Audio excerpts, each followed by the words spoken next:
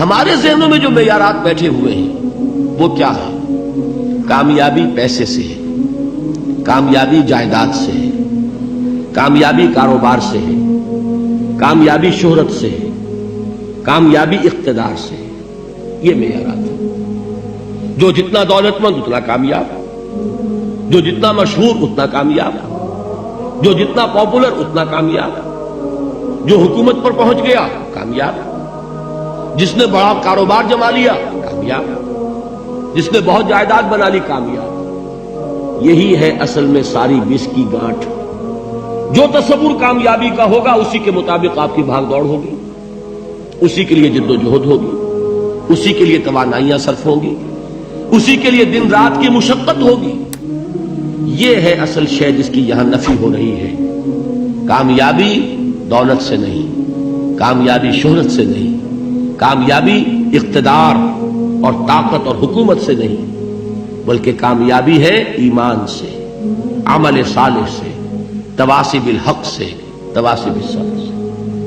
آپ غور کیجئے اس نقطہ نظر کا، اس ایٹیچیوڈ کا، یہ جو مینٹل ایٹیچیوڈ ہے اس کا بدل جانا ہی انسانی شخصیت کے اندر انقلاب برپا کرے گا.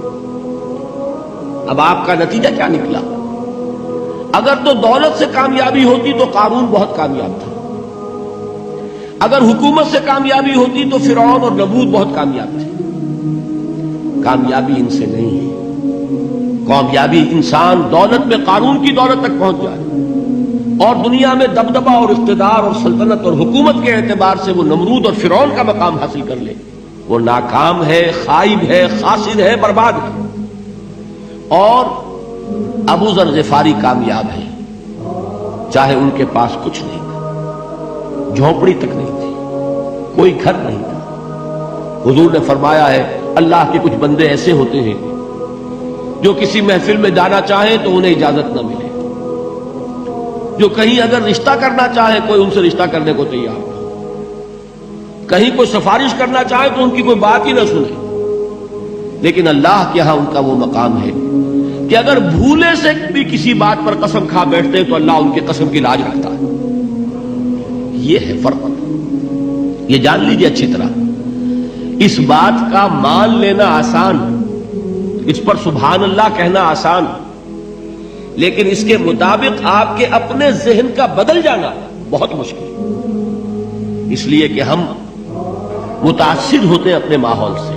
وہ بڑا محل ہے، دیکھ کر ایک دفعہ جھجری آتی ہے، وہ بڑی سی 20 فٹ لمبی کار سناٹے کے ساتھ آپ کے پاس سے گزر گئی. ایک دفعہ اعصاب کے اندر ارتعاش ہوتا ہے، محسوس ہوتا ہے بڑے یہ نصیبے والے لوگ ہیں، بڑے خوش نصیب، بڑے کامیاب. حالانکہ کچھ معلوم نہیں کہ یہی سب سے بڑی بد نصیبی ہو سکتا ہے کہ یہی سب سے بڑی ناکامی ہو. اگر ذہنوں میں یہ بات بیٹھ جائے کامیابی کس شے سے. یہی وجہ دیکھیے قرآن مجید میں بارہا آپ دیکھیں اولئک ھم المفلحون، یہ ہے لوگ کامیاب ہونے والے.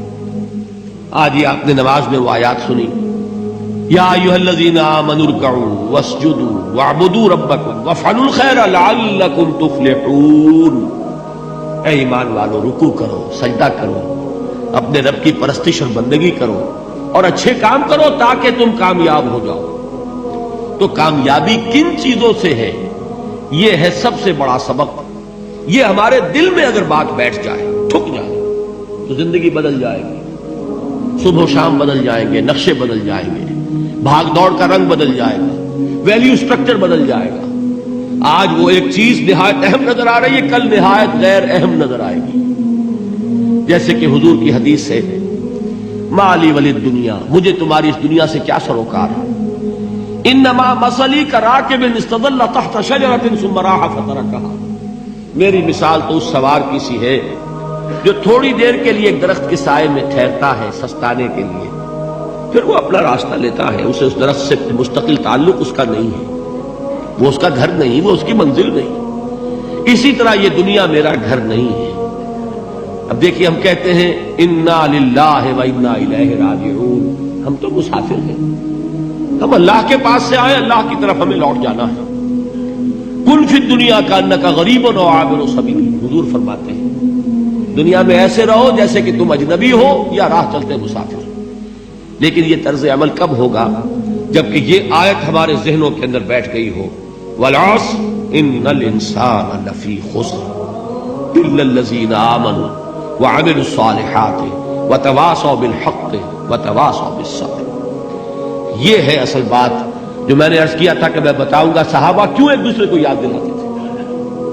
اس لیے کہ دیکھیے جیسے برف باری اگر ہو رہی ہو، آپ باہر نکلیں گے تو برف آپ کے کپڑوں پر جم جاتی ہے نا، تو آپ جھٹکتے ہیں کپڑوں کو تاکہ برف ہٹ جائے۔ ہمارے ایمان پر اس دنیا میں رہتے ہوئے جب ہم متاثر ہوتے ہیں ماحول سے تو گردہ آ جاتا ہے، برف پڑ جاتی ہے، اس کو جھٹکتے رہنے کی ضرورت ہے۔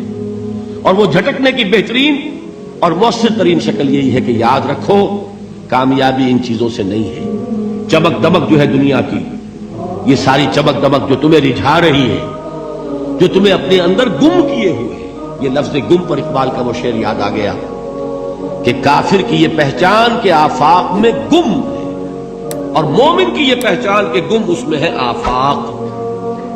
تم گم نہ ہو کر رہ جاؤ اس میں، مبہوت نہ ہو کر رہ جاؤ، مرعوب نہ ہو کر رہ جاؤ، دنیا ہی کی محبت تمہارے اوپر ڈیرے نہ ڈال دے، تمہارے دلوں کے اوپر مسلط نہ ہو جائے۔ لہذا تازہ کرتے رہا کرو، والعصر ان الانسان لفی خسر الا الذین آمنوا وعملوا الصالحات وتواصوا بالحق وتواصوا بالصبر۔ پھر یاد کر لو، پھر تازہ کر لو اپنے اس یقین کو کہ کامیابی دولت سے نہیں، کامیابی ثروت سے نہیں، کامیابی اقتدار سے نہیں، کامیابی شہرت سے نہیں، کامیابی جائیداد سے نہیں، کامیابی ہے ایمان سے، کامیابی ہے عمل صالح سے، کامیابی ہے تواصی بالحق سے، کامیابی ہے تواصی بالصبر سے۔ یہ چار چیزیں ہیں کہ جو کامیابی کے لوازم۔